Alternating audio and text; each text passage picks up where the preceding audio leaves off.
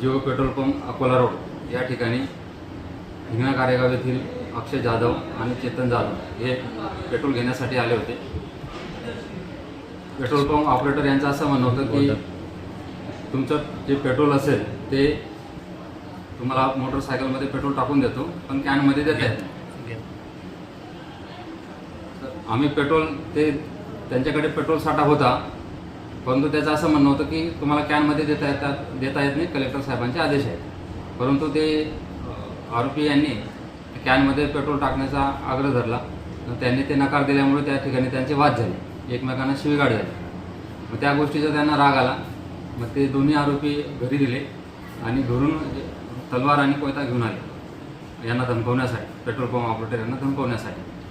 मग त्या ठिकाणी इतर पेट्रोल पंपवर काम करणारे इतर जे कर्मचारी होते त्या ठिकाणी त्यांनी सगळ्यांना आवरलं आणि पोलिसांना कॉल केला त्यांनी।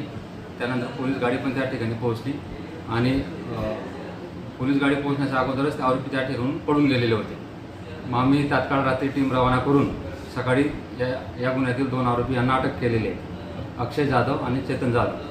सदर प्रकरणाबाबत आपल्याकडे आरमॅक कलम 425 प्रमाणे, त्याचबरोबर BNS कलम 115(2), 352(2), 351(2), 35 प्रमाणे गुन्हा दाखल झालेला आहे। याच्यातील 2 जे मुख्य आरोपी आहेत ते दोन्ही आरोपी आपण अटक केलेले आहेत। त्यांनी जे वापरलेलं जे शस्त्र होतं, तलवार आणि कोयता, ते आपण तपास करून जप्त केले।